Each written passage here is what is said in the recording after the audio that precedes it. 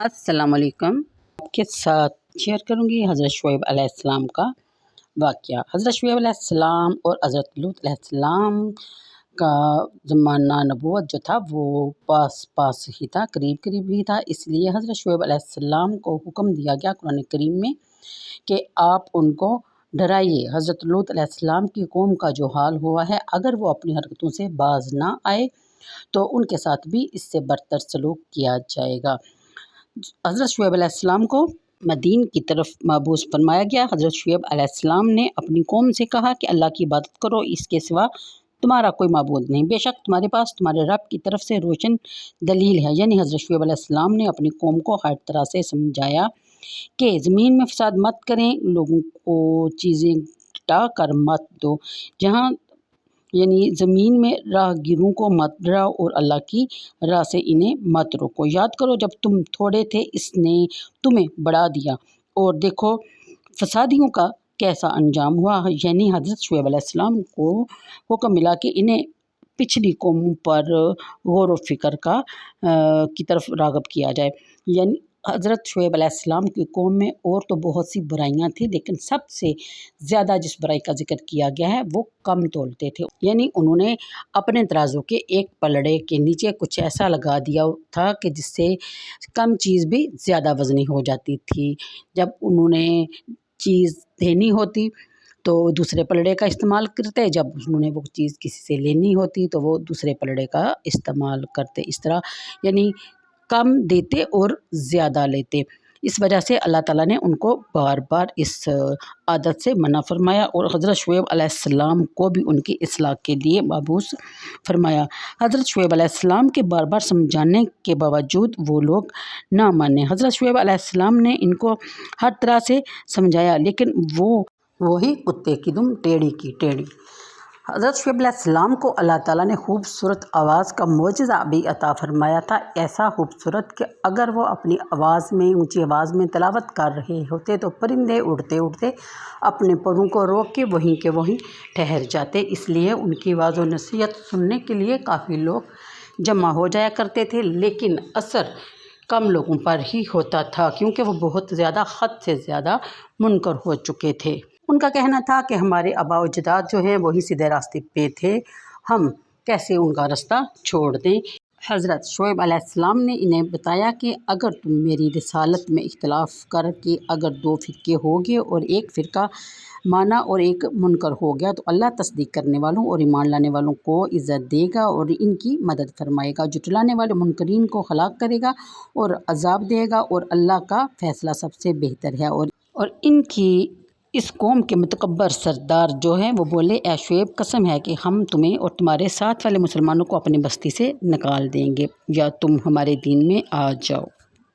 اس پر حضرت شعیب علیہ السلام نے اللہ تعالیٰ سے دعا کی کہ اے رب باری تعالیٰ، یا ہمارے دین کو ظاہر کر دے اگر ہم سچے ہیں۔ یعنی یہ تو وہ جانتے تھے کہ وہ سچے ہیں۔ اے رب ہمارے اس امر کو ظاہر فرما دے، مراد اس سے یہ ہے کہ ان پر ایسا عذاب نازل فرما کہ جس سے ان کا باطل سب پر واضح ہو جائے اور پتہ چل جائے کہ یہ دین پر نہیں اور دین پر ہم ہی ہیں۔ یعنی حضرت شعیب علیہ السلام کا اور ان کے متبعین کا حق پر ہونا ظاہر ہو جائے۔ حضرت ابن عباس رضی اللہ تعالیٰ عنہما نے فرمایا کہ اللہ تعالیٰ نے ان لوگوں پر بلکہ پوری قوم پر جہنم کا دروازہ کھول دیا اور ان پر دوزخ کی شدید گرمی بھیجی، جس سے سانس بند ہونے لگے۔ اب نہ انہیں سایہ کام دیتا تھا نہ پانی۔ اس حالت میں وہ تہخانہ میں داخل ہوئے تاکہ وہ گرمی سے بچ سکیں، لیکن وہاں باہر سے زیادہ گرمی تھی۔ وہاں سے نکل کر وہ جنگل کی طرف بھاگے۔ اللہ تعالیٰ نے ایک ابر بھیجا جس میں نہایت سرد اور خوشگوار ہوا تھی، اس کے سایہ میں آئے اور ایک نے دوسرے سے کہا کہ یہاں آ جاؤ۔ سب جمع ہو گئے تو بحکم الہی وہ سایہ آگ بن کر بھڑک اٹھا اور وہ اس میں اس طرح جل گئے جیسے باڑ میں کوئی چیز بن جاتی ہے اور اس کا نام و نشان تک باقی نہیں رہتا۔ قتادہ کا قول ہے کہ اللہ تعالیٰ نے حضرت شعیب علیہ السلام کو اصحاب ایکا کی طرف بھی مبعوث فرمایا اور اہل مدین کی طرف بھی۔ اصحاب ایکا تو ایک ابر سے ہلاک کیے گئے اور اہل مدین پر زلزلہ کی وجہ سے عذاب کیا گیا، لہٰذا پہلی قوموں پر طرح طرح کے عذاب نازل کیے گئے تاکہ وہ وہ توبہ کریں۔ اور قرآن کریم میں ان واقعات کو بیان کرنے کا مقصد یہ ہے کہ ہم اپنی اصلاح کر سکیں۔ بتایا جاتا ہے کہ یہ جو ان پہ عذاب تھا کہ تہخانہ میں کبھی گئے کبھی جنگل میں گئے، 7 دن تک ان پر مسلسل گرمی یعنی دوزخ کی آگ جیسی گرمی برستی رہی۔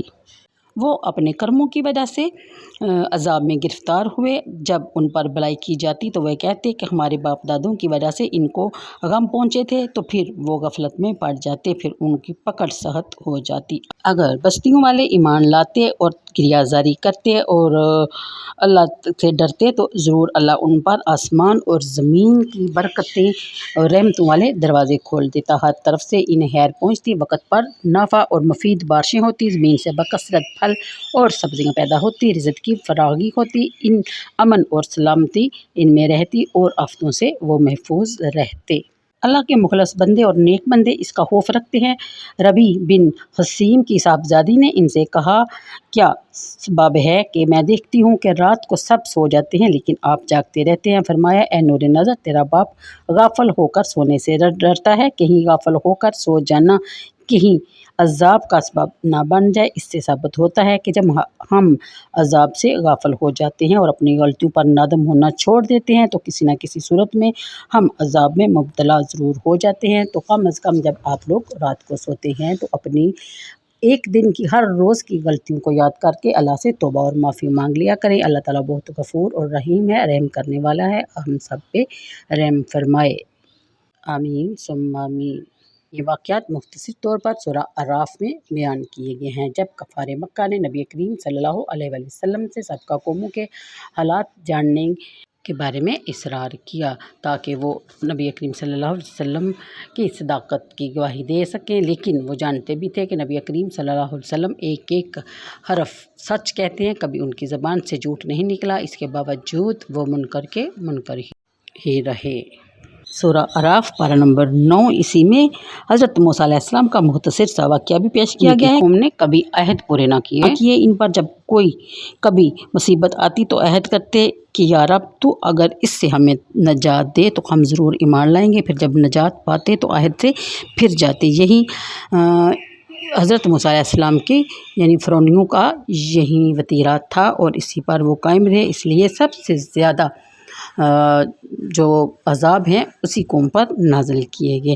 حضرت ابن عباس رضی اللہ تعالیٰ عنہما فرماتے ہیں کہ جب حضرت موسیٰ علیہ السلام نے عصا ڈالا تو وہ ایک بڑا اژدہا بن گیا، زرد رنگ کا، منہ کھولے ہوئے، زمین سے 1 میل اونچا دم پر کھڑا ہو گیا۔ ایک جبڑا اس نے زمین پر رکھا اور دوسرا قصر شاہی کی دیواروں پر۔ پھر اس نے فرعون کی طرف رخ کیا تو فرعون اپنے تخت پر سے ہی کود پڑا اور لگا بھاگنے، اور جب لوگوں کی طرف رخ کیا تو ایسی بھاگ پڑی کہ ہزاروں آدمی آپس میں کچل کر مر گئے۔ فرعون گھر میں جا کر چیخنے لگا کہ اے موسیٰ، تمہیں اس کی قسم جس نے تجھے پیدا کیا ہے اور رسول بنا ہے، اس کو پکڑ لو، میں تم پر ایمان لاتا ہوں اور تمہارے ساتھ بنی اسرائیل کو بھیجے دیتا ہوں۔ اور جب حضرت موسیٰ علیہ السلام نے اس اژدہے کو پکڑا تو وہ پہلے عصا کی طرح ہی ہو گیا، جس کو جو یعنی جادوگر سحر میں ماہر تھے یعنی جادو میں ماہر تھے وہ سب کے سب اٹھے، چنانچہ لوگ روانہ ہوئے اور اطراف بلاد سے یعنی بستی کے ارد گرد جتنے بھی جادوگر تھے سب کو جمع کر کے لے آئے۔ جادوگروں نے حضرت موسیٰ علیہ السلام کے اکرام میں یہ کہا کہ پہلے آپ اپنے یعنی جادو کا مظاہرہ کیجئے، پھر ہم کریں گے۔ لیکن جب حضرت موسیٰ علیہ السلام کے عصے کو انہوں نے اژدہا بنتا دیکھا تو سب کے سب یہ بات مان گئے کہ حضرت موسیٰ علیہ السلام اللہ کے نبی ہیں، کوئی جادوگر نہیں۔ ان کے رسے اور شتیر جو کچھ بھی جتنا بھی سامان وہ لے آئے تھے، حضرت موسیٰ علیہ السلام کے اژدہے نے سب کو نگل لیا، اور جیسے حضرت موسیٰ علیہ السلام نے اس کو پکڑا تو پھر وہ مثل عصا بن گیا۔ جادوگروں کے اکرام کا یہ فائدہ ہوا کہ سب کو اللہ تعالیٰ نے ایمان کی توفیق عطا فرمائی۔ تو باقی تفصیل سے انشاءاللہ تعالیٰ کل آپ کی خدمت میں پیش کیا جائے گا۔ حضرت موسیٰ علیہ السلام کے بہت سے معجزات ہیں، جاننے کے لیے میری چینل کو سبسکرائب کیا کیجیے اور ویڈیو کو لائک اور شیئر کر دیا کریں۔ اللہ حافظ۔